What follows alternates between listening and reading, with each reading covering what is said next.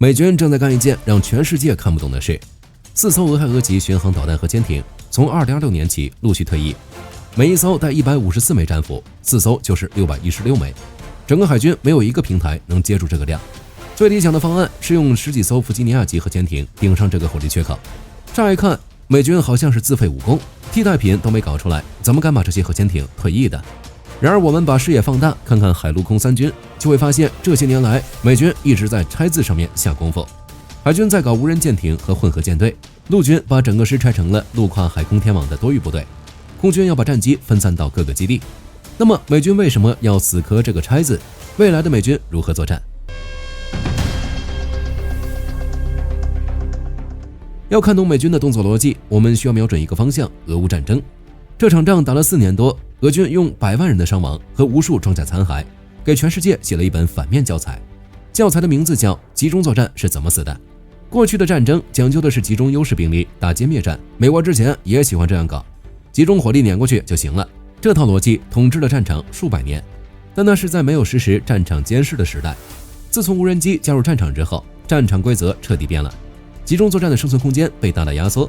过去你集中一个师，敌人大概知道你在哪个区域，但打不准。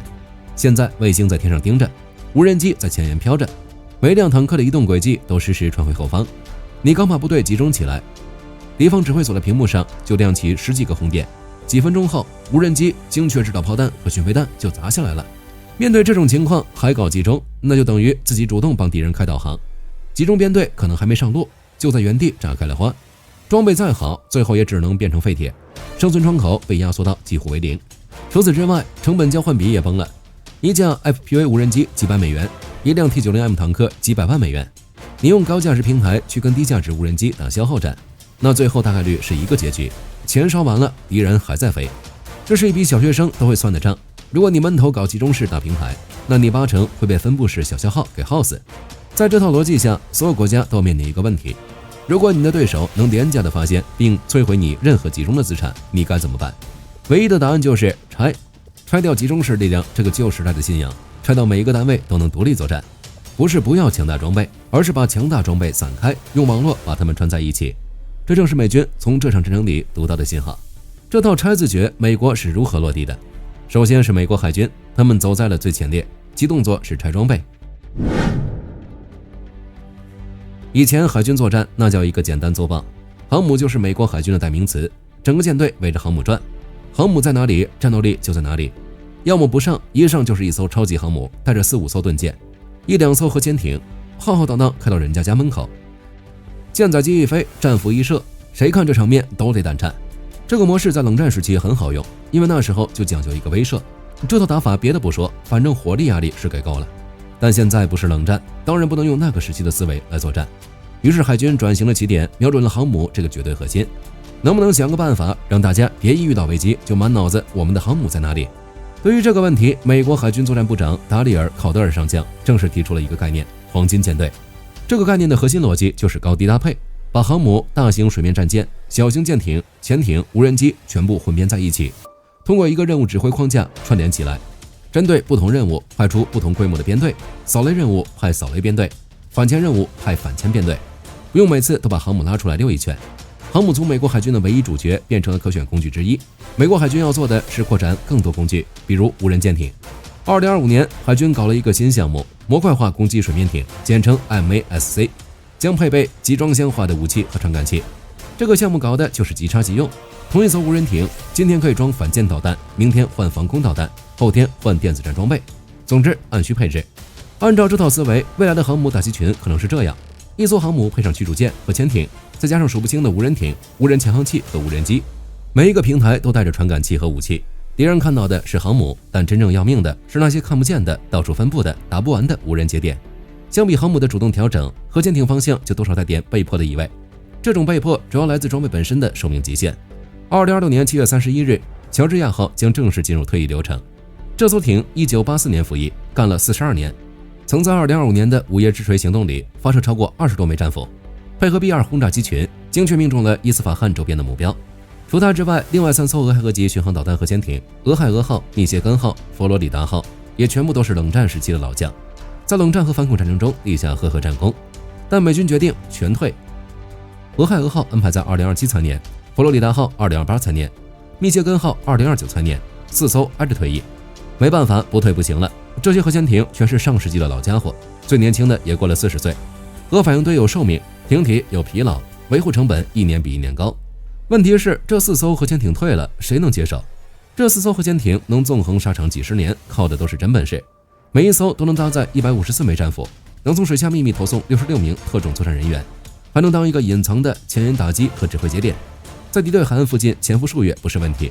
佛罗里达号曾经完成过一次长达727天的部署，在海上待了将近2年，航程足以绕赤道跑2圈半。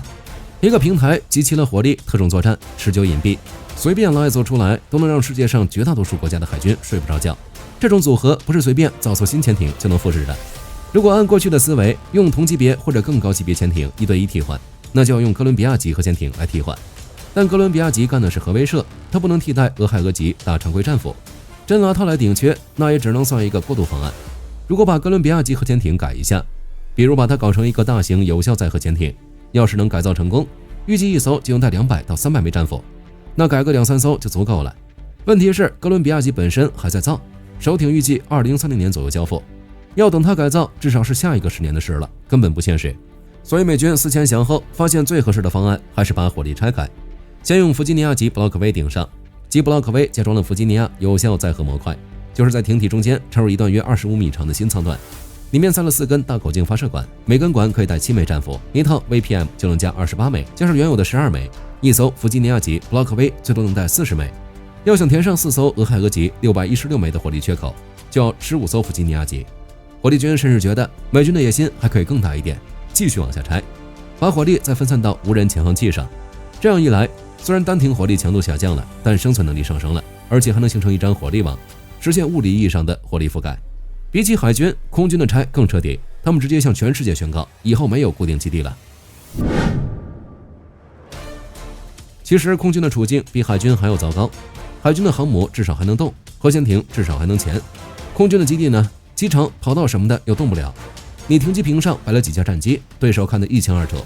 所有人都清楚，要打空军就奔着空军基地打，多少能给空军造成一点伤害。拿乌克兰的蛛网行动来说，仅仅出动了100多架 FPV 无人机，就能重创俄罗斯战机。俄罗斯直接损失2200亿新台币。什么图95 MS、图2 M3，全都是在基地里被无人机炸了个通透。这些情况美国都看在眼里，所以美国空军参谋长肯·威尔斯巴赫上将为未来的空间划定了方向。要取得空中优势，就要抓准3个方向：快速部署、低成本、规模化。翻译成大白话就是，你不多造点便宜的能撒出去的东西，你就守不住天空。所以空军搞了2件事，首先就是 ACE 及敏捷战斗部署，核心理念就一句话，把飞机从几个大基地撒到几十个小地方去。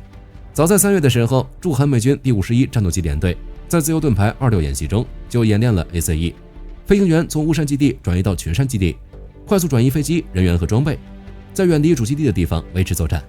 2个基地之间只隔了200公里，但就是这200公里，让对手的导弹瞄准坐标彻底失效。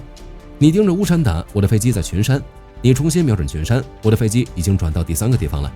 最能体现这个理念的是美军对 B-21轰炸机的规划。就在7月初，空军部长已经批准了 B-21的第2和第3座基地，分别是密苏里州的怀特曼和德克萨斯州的戴斯。第一座是南达科他州的埃尔斯沃斯，3座基地同时铺开。很多朋友可能觉得这有什么，不就是3座基地吗？但是我们对比 B-2就知道了， B-2的基地只有一个怀特曼，所有 B-2都挤在这里，因为它太娇贵了。隐身涂层需要恒温恒湿机库，维护复杂到爆炸，20架飞机集中在一个地方才能勉强维持。B-21不一样，它的维护架构围绕数字保障和开放系统集成设计，维护负担大幅降低，同时它也不需要恒温恒湿，可以在多个基地之间灵活部署。到这里，相信有朋友应该能发现，所谓的敏捷战斗部署其实远远没有多建几个基地那么简单，背后是一整套逻辑的颠覆，对战机设计的要求更高了。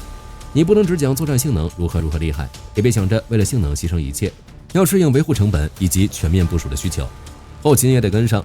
过去你只需要维护1个基地，现在你要同时维护10几个。过去你的维修人员都在一个地方，现在你要把他们撒到4面8方。相比于1架战机都能打，现在要想办法让它能一直活着。其次是搞协同作战飞机 CCA， 其本质就是有人战机的替身。过去派一架 F-35去执行危险任务，对手的防空导弹盯着它打，被打下来就要面临飞行员伤亡、飞机损失等情况，可能几百万、几千万美元都要打水漂。这种战术现在玩玩还行，未来还这样搞可不行。未来空战的场景应该是这样：一架 F-35带着5-6架 CCA 升空，CCA 冲在前面探测雷达、吸引火力、发射导弹，F-35在后面指挥、决策、补刀。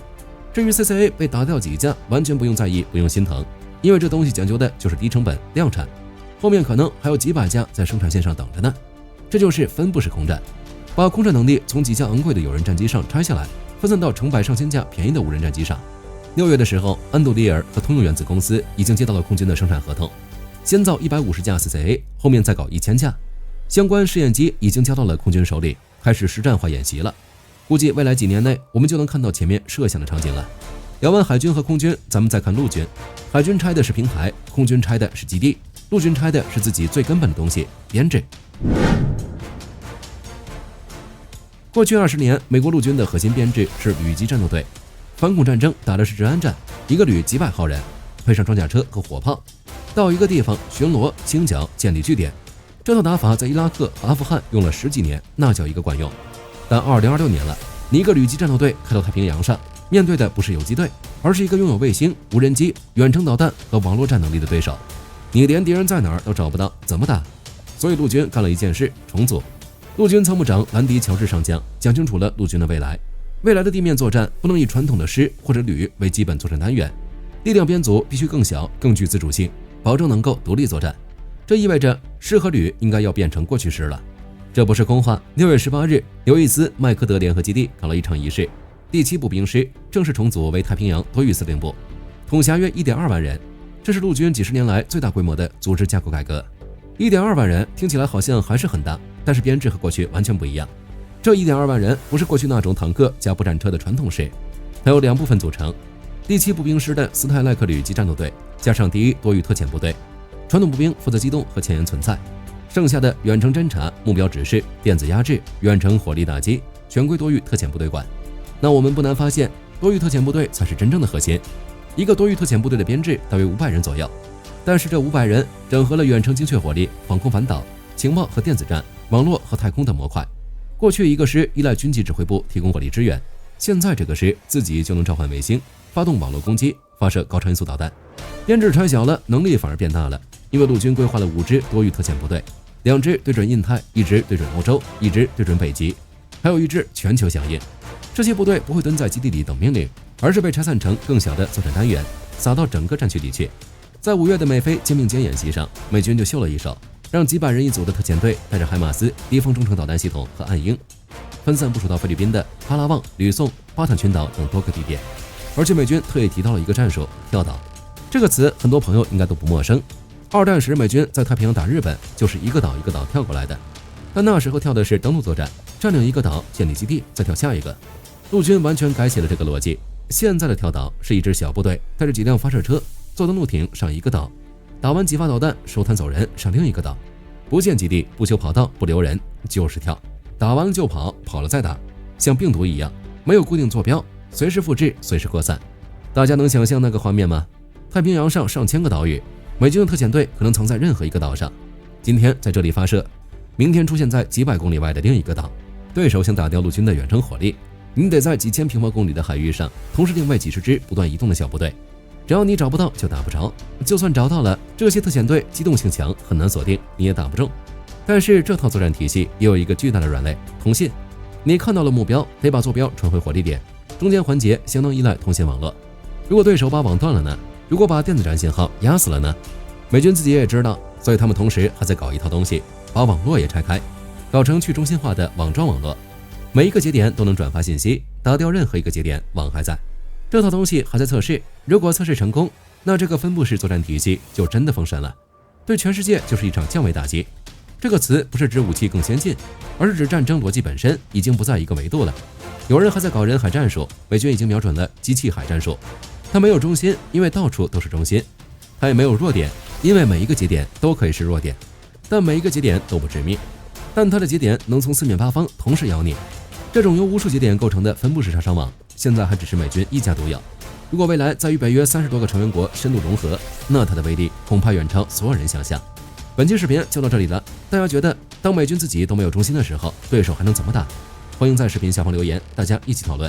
最后别忘了点赞关注，我是火力军，下期见。好的，各位观众朋友们，我们频道一直在聊真实的军事资讯和武器装备，后台也经常有朋友问有没有值得推荐的入门级模型。今天就和大家分享一款近期接触到的产品。首先，它的外形还原度做得相当不错，比例准确，武器上的一些关键细节和标识也都有体现，材质也说得过去，拿在手上有不错的分量感。其次，它具备一定的可动性，对于理解基础操作原理有一定帮助，让它不仅是个静态摆件。综合它的做工和可玩性来看，价格确实比较亲民。对于想入门模型收藏，或者单纯想在桌上贴一个摆件的朋友来说，是一个性价比很高的选择。商品链接已经给你们上了，感兴趣的朋友可以自行了解。